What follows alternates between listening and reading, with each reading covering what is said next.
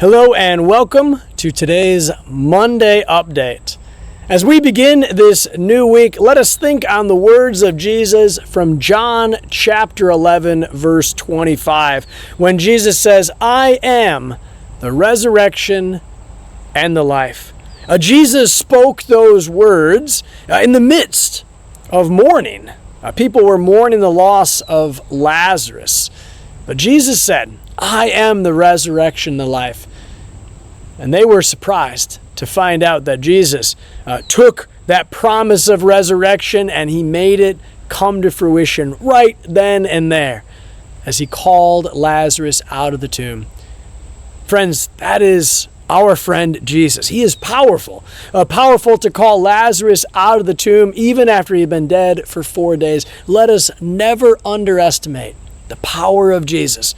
Jesus takes what we think is impossible, he makes it possible. Jesus takes the unthinkable, he makes it thinkable. Jesus takes what we think could not possibly ever happen, he makes it happen. And he is for you, he is with you, and he is your friend. Let us take confidence and have joy in our friend Jesus. Well, as we begin this new week, there's lots of things going on here. I know it's right in the heart of summer, but still, the ministry of St. Luke is very active and doing lots of things. If you haven't been to our Christ campus lately, let me give you an update on the flooring there. The old flooring that's largely original, I think, to the church, that flooring has been taken away.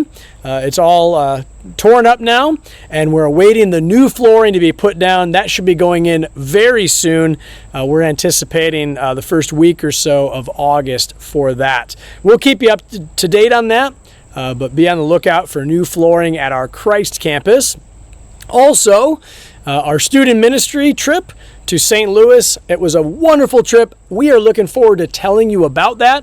We're going to do a recap of that trip at both of our campuses at the start of adult Bible class on Sunday.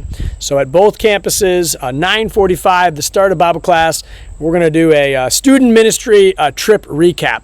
So let me invite you to come to that to hear from our youth about their experience. Then other things that are coming up, we have a community kitchen serve day on August 10th. That's from 10 a.m. to 1 p.m. If you've never helped at our community kitchen, we would love for you to take time to be part of that. No experience is needed. We will train you there, and we can take all ages and skills to help provide a meal for our neighbors. Then also, that same weekend, on Sunday, August 11th, we have our church picnic. That's at Patriarch Park at 3 p.m. It's a potluck-style meal, so sign up to let us know what you plan to bring, and we look forward to coming together, both of our campuses, for that. August 18th, we have a blessing of the backpacks. That's for all of our students, preschool through college, trade school, you name it.